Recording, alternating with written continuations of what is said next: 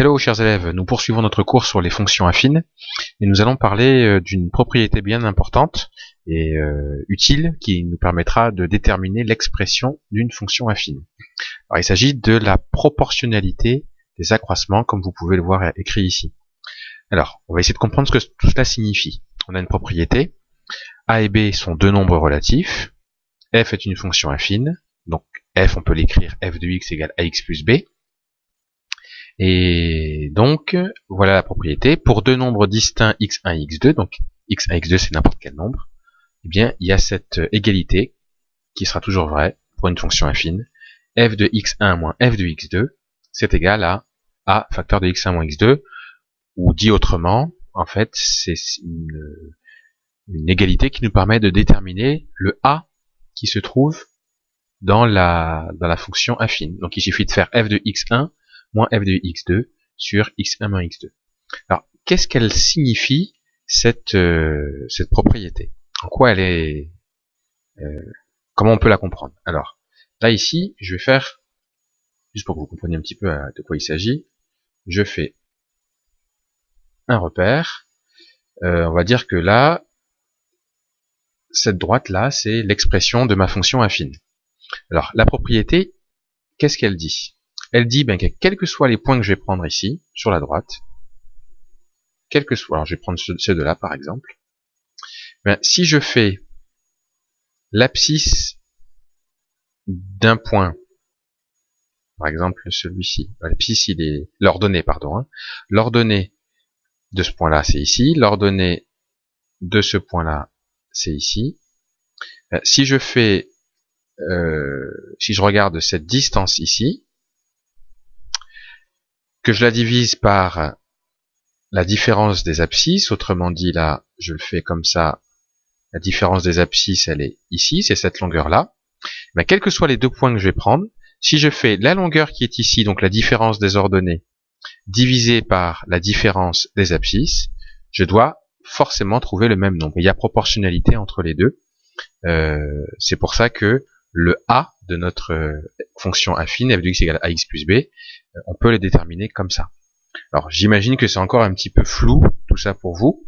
Vous allez mieux comprendre quand on va prendre un exemple. Alors, comme je dis ici, cette propriété permet de calculer la valeur de a connaissant deux nombres et leurs images. Donc, voilà ce que l'exercice ou l'exemple que je vous donne. On veut déterminer une fonction g, on sait qu'elle est affine, et on sait aussi que g de 2 c'est égal à 6 et que g de 3 c'est égal à 8. Comment je vais faire pour déterminer l'expression de la fonction affine? Alors, g de 2 égale 6, on va effacer tout ça. Alors on sait que g de 2 est égal à 6, et on sait aussi que g de 3 c'est égal à 8. Et g de 3 égale 8. On sait aussi que g est affine. G est une fonction affine. Donc ça veut dire quoi? Ça veut dire que on peut l'écrire g de x égale ax plus b. Voilà.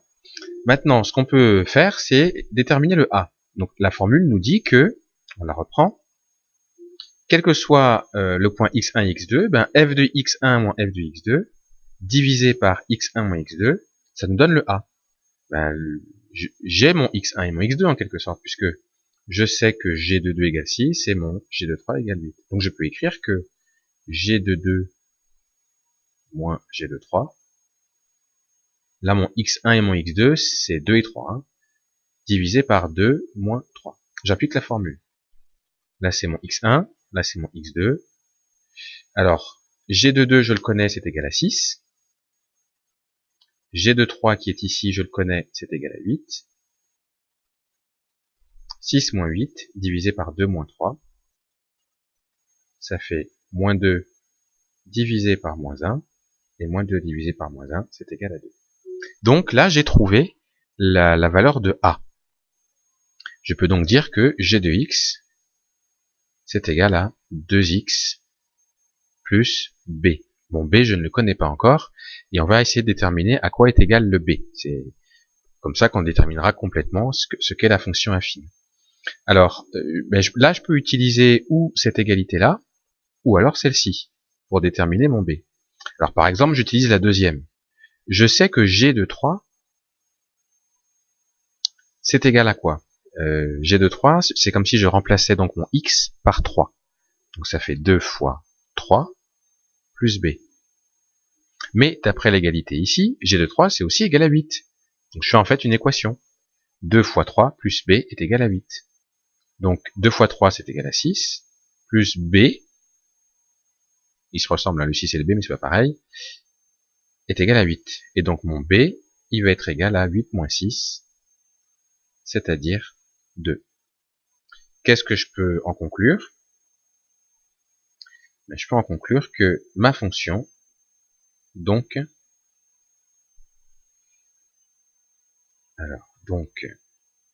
G de X, mon A c'est 2, mon B c'est 2, alors c'est un hasard que ce soit les deux mêmes, mais donc c'est égal à 2x plus 2. Et là, j'ai donc donné l'expression de ma fonction affine. Donc voilà une formule, la proportionnalité des accroissements, la formule qui est ici. Voilà une formule qui nous permet de trouver rapidement le A.